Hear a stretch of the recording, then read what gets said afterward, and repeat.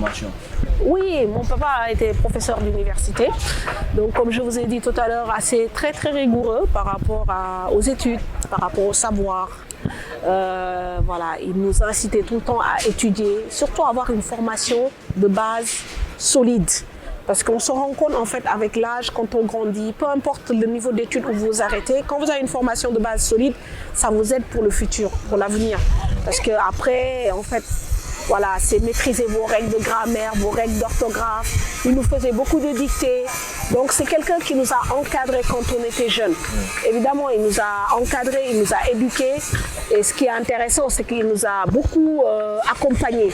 Donc après avoir fait, entre guillemets, ce que j'appellerais son devoir de père, c'est-à-dire voilà, nous aider à étudier, nous amener donc en Europe pour qu'on puisse aussi poursuivre nos études et aussi découvrir le monde. Parce que ça aussi, c'est un atout assez intéressant.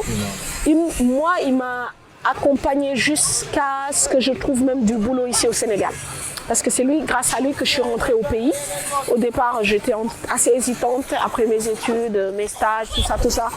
J'étais un peu hésitante, je ne savais pas si je devais revenir ou rester là-bas. Parce que bon, j'avais quand même vécu en France 9 ans. Donc c'était assez compliqué. Mais lui, franchement, il m'a encouragée. Il m'a dit, Mam, ce serait bien que tu rentres au Sénégal pour apporter aussi ta pierre à l'édifice. Voilà, tu as été formée au Sénégal, tu es sénégalaise, donc il faut rentrer et essayer de travailler pour ton pays. Et voilà, donc il a pris mon CV. Donc j'avais préparé un CV, une lettre de motivation, donc plusieurs exemplaires. Ouais. Et lui, il les a pris, il est allé au niveau de la RTS, il a déposé un dossier. Il est allé au niveau de Nostalgie, il a posé un dossier. Et je pense qu'une heure de temps après, les gens de Nostalgie ont appelé au niveau de chez moi. HLM Grand Médine, pas en France, mais chez moi, pour dire qu'ils voulaient me parler, etc., etc. Et derrière, bon, on s'est parlé avec le directeur. Et voilà pour comment je suis rentrée au Sénégal. Donc vraiment, mon père a joué un rôle très important dans ma vie, parce que c'est mon père, c'est normal. Mais aussi parce qu'il m'a encadré.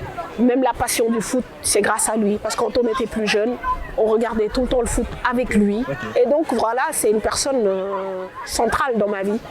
Aujourd'hui, c'est vrai que oui, il n'est plus là. Malheureusement, il est décédé il y a bientôt 10 ans. Mais voilà, je lui suis redevable et je ne le remercierai jamais assez par rapport à ce qu'il a fait. Parce qu'aujourd'hui, si j'en suis là, c'est vraiment en grande partie grâce à lui.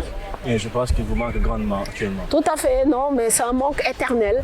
Et même quand on en parle, on a les larmes aux yeux. Bon, il a vu quand même mon début de carrière, mais il y a beaucoup de choses auxquelles il